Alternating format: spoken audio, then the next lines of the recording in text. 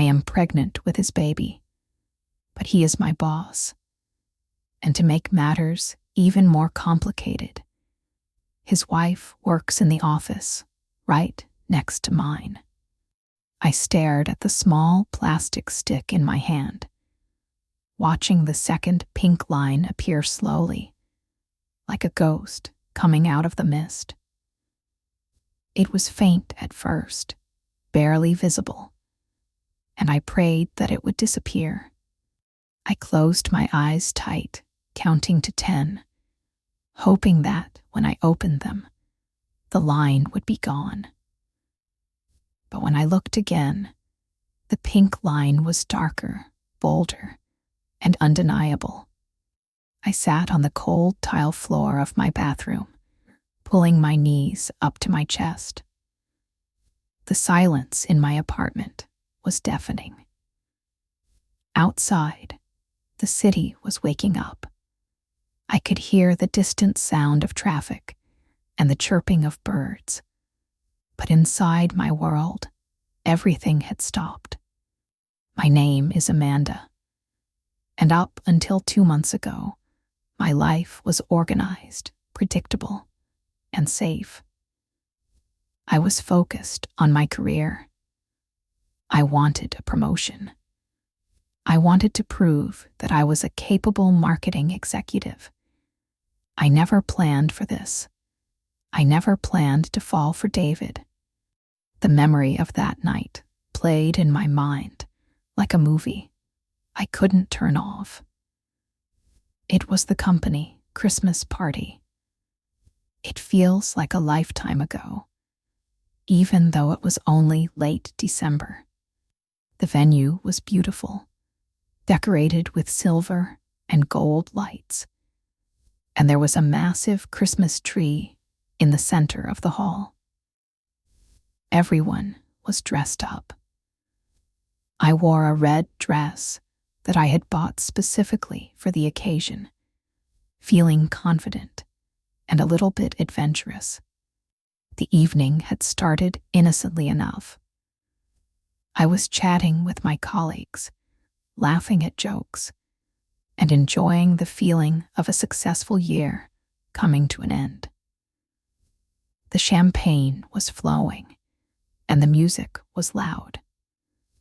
I remember feeling a sense of freedom. I had worked so hard that year, often staying late at the office, sacrificing my weekends for big projects. I felt that I deserved to let my hair down.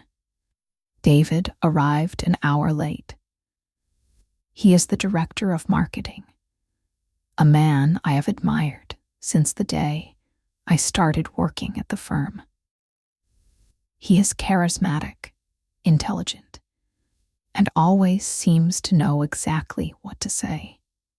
He is older than me by about 15 years, with salt and pepper hair and a smile that makes you feel like you are the only person in the room. When he walked in, the energy in the room shifted. Everyone wanted to talk to him. Everyone wanted to be near him, including me. I watched him from across the room for a while. I noticed that he looked tired. Usually, he is full of energy, but that night, there was a sadness in his eyes that he was trying to hide behind his professional smile. His wife, Sarah, was there too. Sarah works in human resources. She is a stunning woman, elegant, kind, and fiercely intelligent. She was wearing a long black gown, and she stood by his side, greeting people. They looked like the perfect power couple. But I noticed something else. They weren't looking at each other. They were standing together. But there was a cold distance between them, an invisible wall that no one else seemed to see. As the night went on, the crowd began to thin out. Some people went home to their families, Others went to after parties. I found myself standing on the balcony, looking out at the city skyline, trying to cool down from the heat of the dance floor. The winter air was crisp and biting, but it felt good against my skin. It's a beautiful view, isn't it? I jumped slightly and turned around. It was David.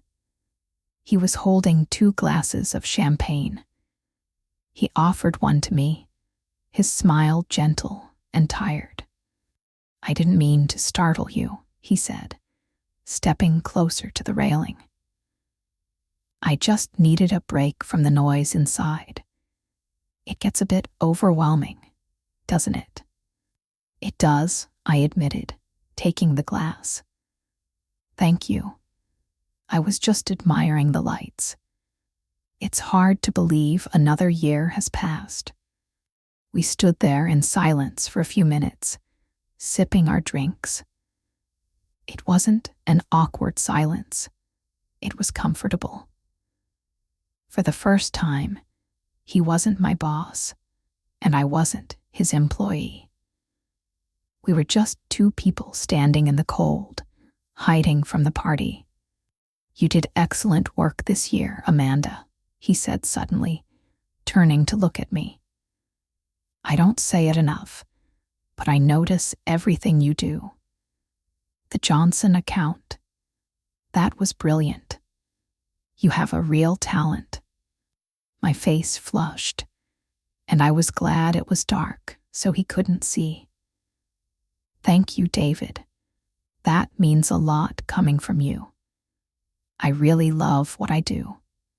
He sighed, looking back out at the city. "I used to love it. I still do, mostly. But sometimes I wonder if I made the right choices. I spent so much time chasing the next promotion, the bigger office, the higher salary. And somewhere along the way, I think I lost something." "What do you think you lost?" I asked softly. He looked at me, his eyes intense and vulnerable. "Myself, my happiness. I go home to a big house that feels empty even when Sarah is there. We aren't the same people we were when we got married. We've grown apart. We are like strangers living under the same roof. I shouldn't have listened. I should have made an excuse and gone back inside. I knew that discussing his marriage was crossing a line. It was unprofessional. It was dangerous. But I stayed. I felt a pull towards him that I couldn't explain. I wanted to comfort him. I wanted to be the one who understood him. "I'm sorry, David," I said. "That sounds incredibly lonely." "It is," he whispered. He moved a little closer. "But tonight, talking to you, it's the first time in a long time that I don't feel lonely." That was the moment everything changed. The alcohol, the emotional vulnerability, the cold air, the admiration I had held for him for so long, it all combined into a perfect storm. When he leaned in to kiss me, I didn't pull away. I kissed him back. We left the party separately, but we met at a hotel a few blocks away. It was a mistake. I knew it was a mistake even while it was happening. But I pushed the guilt away, telling myself that it was just one night. It was a fantasy. Tomorrow, we would go back to being boss and employee. Tomorrow, we would pretend it never happened. And we did. For the last 2 months, we have barely spoken about it. At the office, David is professional. He treats me exactly the same as he treats everyone else. Maybe he is a little more distant, avoiding eye contact during meetings, but no one else would notice. I tried to convince myself that I was fine with it. I told myself that it was a momentary lapse in judgment and that I could move on. But my body had other plans. Now, sitting on my bathroom floor with the positive test in my hand, the reality crashed down on me. I am pregnant. I am carrying David's child. And in an hour, I have to go to work. I have to walk into that office, sit at my desk, and look at him. I have to look at Sarah. I stood up, my legs shaking. I felt nauseous, a wave of sickness rolling in my stomach that had nothing to do with the morning flu and everything to do with fear. I looked at myself in the mirror. I looked pale, my eyes wide and terrified. "What have you done, Amanda?" I whispered to my reflection. "What have you done?" I took a shower, hoping the hot water would wash away the panic, but it stuck to me like a second skin. I dressed carefully, choosing a loose blouse and a blazer, terrified that somehow people would be able to see the change in my body instantly. I knew that was impossible. I was only a few weeks along. But paranoia has a way of making you irrational. The commute to work was a blur. I sat on the subway, surrounded by strangers, holding my bag tightly against my stomach. Every time the train lurched, I felt a protective instinct kick in. This was a baby. My baby. Despite the fear and the mess I was in, a tiny, strange spark of emotion flickered in my chest. I have always wanted to be a mother. I just never imagined it would happen like this. When I arrived at the office building, I stood on the sidewalk for 5 minutes, just staring at the revolving doors. My heart was pounding so hard I thought it might bruise my ribs. "Just breathe," I told myself. "Just go in, do your work, and figure this out later." I walked in. The lobby was busy as always. I took the elevator up to the 12th floor. When the doors opened, the familiar sounds of the office greeted me, phones ringing, keyboards clacking, the low hum of conversation. It usually made me feel energized. Today, it felt like a trap. I walked to my desk, keeping my head down. "Good morning, Amanda." My stomach dropped. It was Sarah. I looked up. Sarah was standing near the coffee machine, holding a stack of files. She looked impeccable, wearing a cream-colored suit that accentuated her dark hair. She smiled at me warmly. That was the worst part.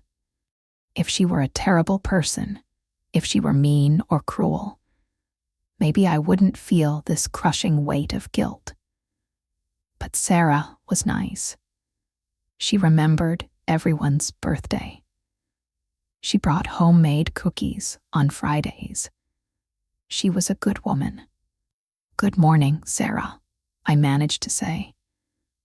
My voice sounded thin and strained to my own ears. "Are you feeling all right?" she asked, stepping closer. Her brow furrowed in concern.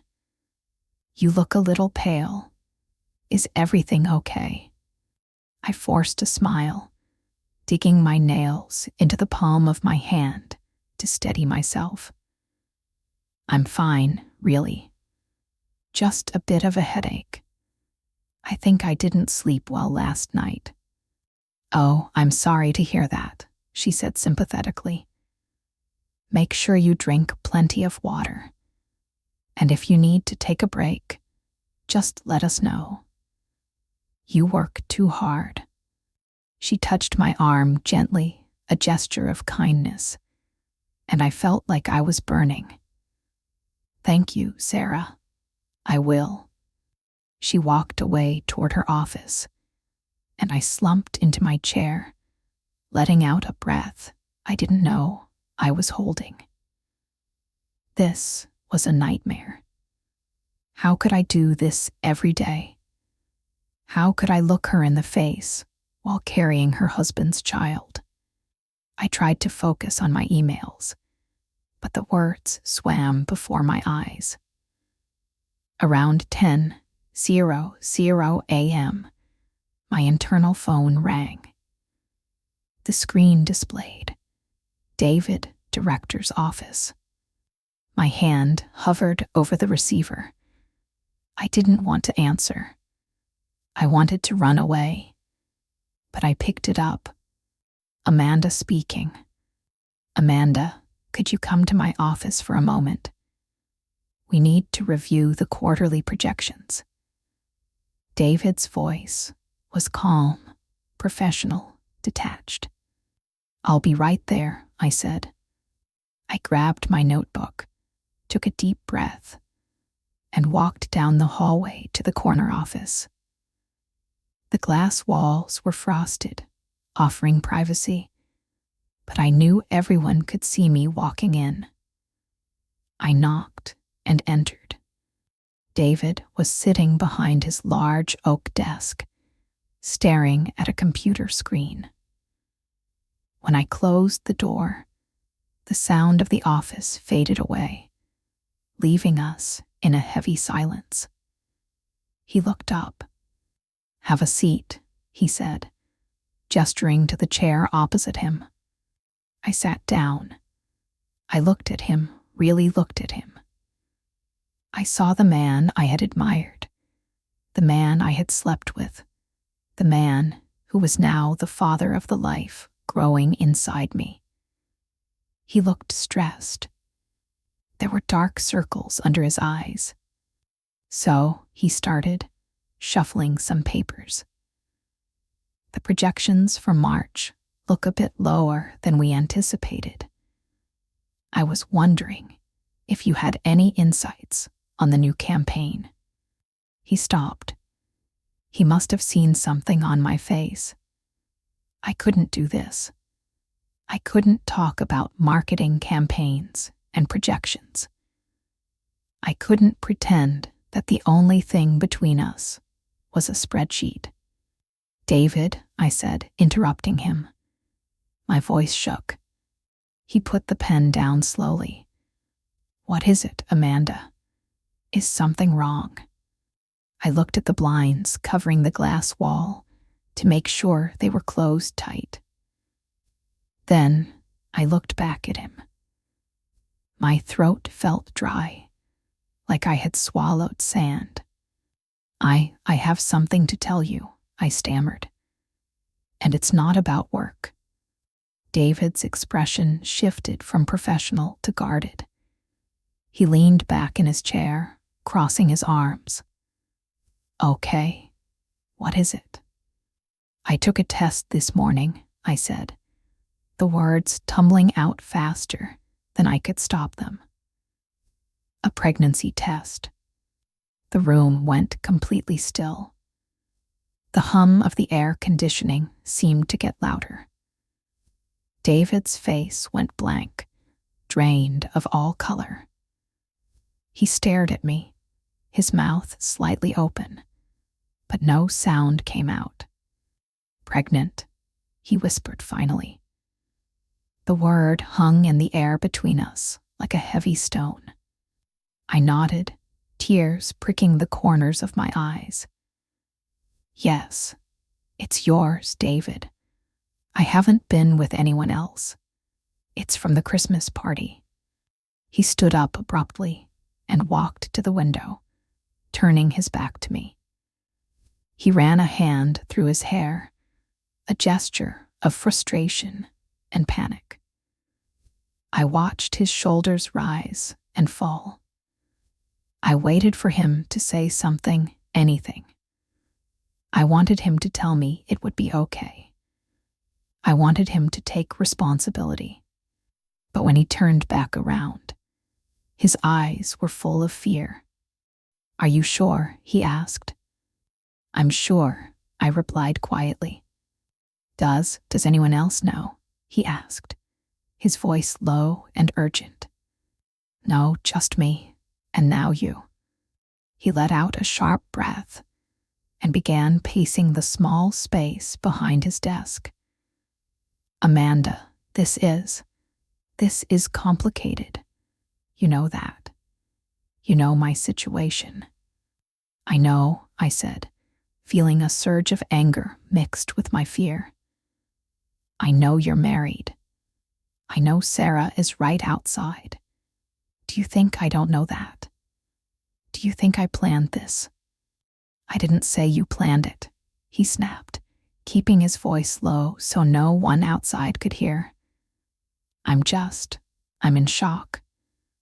"Okay, give me a minute." He sat down on the edge of his desk, putting his head in his hands. "Sarah and we have been trying to fix things. Since Christmas, we decided to give it a real shot. We started counseling." The words felt like a punch to the gut. They were trying to fix things. While I was here, worrying and sick, he was going home to repair his marriage. I felt foolish. I felt used. "I see," I said coldly. "Well, that's good for you, David. But it doesn't change the fact that I am pregnant." He looked up at me, his eyes pleading. "What do you want to do?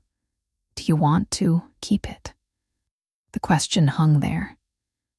It was the most important question. Up until that moment, I hadn't truly decided. I was just reacting to the shock.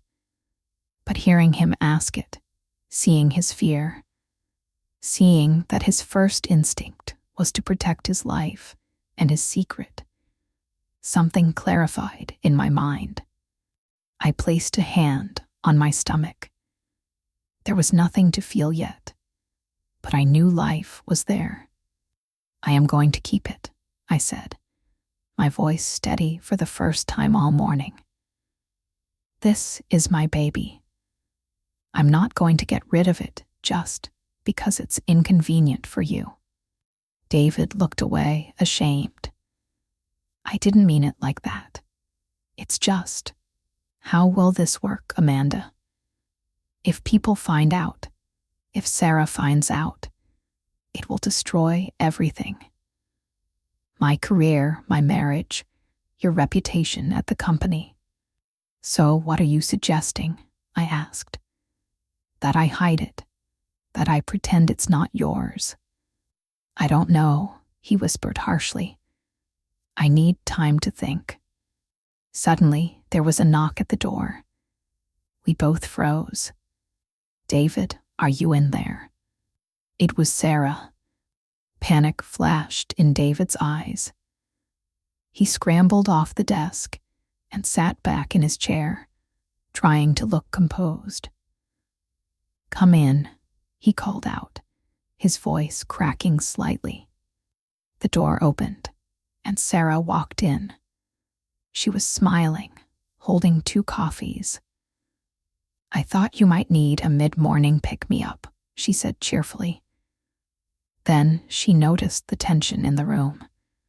She looked at me, then at David. "Oh, am I interrupting something important?" "No," David said quickly, perhaps too quickly. "No, Amanda was just giving me an update on the quarterly figures. We are just finishing up." I stood up, my legs feeling like jelly. I couldn't look Sarah in the eye. The guilt was eating me alive. Here was this woman, bringing coffee to her husband, trying to save her marriage, completely unaware that the woman standing in front of her was carrying that husband's child. "Yes," I said, grabbing my notebook. "We were just finishing. Thank you for the time, David." "Wait, Amanda," Sarah said. She walked over to me and handed me one of the coffees. "Here, you take this one. You looked like you needed it earlier. Decaf latte, right? Or wait, do you drink caffeine?" I stared at the cup. Caffeine. I wasn't supposed to have too much caffeine now. Sarah was being so kind, so thoughtful. It made me want to cry. "Thank you, Sarah," I whispered. "That is so sweet of you." "Don't mention it," she smiled. "We girls have to look out for each other, right?" That sentence broke me. We girls have to look out for each other. I nodded, unable to speak, and practically ran out of the office. I went straight to the bathroom and locked myself in a stall. I sat there for 20 minutes, just breathing, trying to stop the tears. I realized then that I couldn't stay. I couldn't work here anymore. I couldn't sit 3 desks away from Sarah and watch her belly stay flat while mine grew. I couldn't watch David pretend to be the perfect husband while knowing he was the father of my child. The toxicity of the secrets would poison me and the baby. I needed a plan. The rest of the day was a blur of misery. I avoided the break room. I avoided the hallways. I sat at my computer and typed, but I don't remember what I wrote. Every time my phone rang, I jumped. At 5:00 p.m., I started packing my bag. I wanted to leave the second the clock allowed it. But just as I was putting on my coat, David appeared at my desk. "Amanda," he said quietly, "can we talk? Not here, maybe we can meet for dinner. Or coffee." I looked at him. He looked desperate. He wanted to manage the situation. He wanted to find a solution that kept his life intact. "No, David," I said. He looked surprised. "What? We have to discuss this." "There is nothing to discuss right now," I said firmly. "I told you my decision. I am keeping the baby. You said you needed time to think. So, take your time. But I am going home. I am exhausted. Amanda, please." "Don't," I warned him. "Not here." I walked past him toward the elevator. I felt a strange sense of power. For months, I had sought his approval. I had wanted him to notice me. Now, I held all the cards, but I didn't want to play the game. That night, I called my mother. I hadn't told her yet. We have a complicated relationship. She is traditional and strict, and I knew she would be disappointed. But I needed someone. "Mom," I said when she answered. "Amanda, is everything okay? You never call on a Tuesday." "No, Mom, everything is not okay." I took a deep breath. "I'm pregnant." There was a long silence on the other end of the line. "Pregnant. But you aren't seeing anyone. Who is the father?" It's complicated," I said. "He's someone I work with. And we aren't together." I expected her to yell. I expected a lecture on morality. But instead, her voice softened. "Oh, honey, are you okay?" "I'm scared," I admitted, finally letting the tears fall freely in the safety of my own apartment. I'm really scared. You can come home, she said immediately. If you need to get away, come home for a few days. We will figure it out. Thanks, Mom. I might do that. The next few weeks were the hardest of my life. The morning sickness got worse. I had to run to the bathroom 3 times a day. People started to notice I wasn't myself. Sarah kept asking if I needed to see a doctor. Every time she asked, it felt like a knife twisting in my heart. David avoided me. He was cowardly. He didn't call me into his office. He didn't email me. He was hoping the problem would just go away. It made me realize that the man I had admired was an illusion. The powerful, charismatic director was just a scared man who didn't want to face the consequences of his actions. Finally, at the end of the month, I made a decision. I couldn't raise a child in this environment. I couldn't be the other woman forever. I deserved peace. My baby deserved peace. I wrote my resignation letter. I typed it out clearly. Dear David, please accept this letter as formal notification that I am resigning from my position. I didn't give a reason. I didn't need to. He would know. I printed it out and walked to his office. The blinds were open this time. He was on the phone, laughing. Sarah was sitting in the chair opposite him, laughing too. They looked happy. They looked like they were fixing things. I knocked on the glass. They both looked up. David's smile vanished instantly. Sarah smiled and waved me in.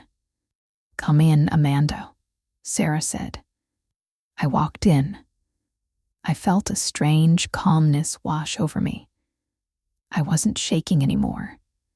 I'm sorry to interrupt, I said. I didn't look at Sarah. I looked straight at David. It's fine, what do you need? David asked, his voice tight. I just wanted to give you this, I said, placing the envelope on his desk. What is it? Sarah asked curiously. It's my resignation, I stated. What? Sarah gasped. She stood up. Amanda, why? You are our best marketing executive.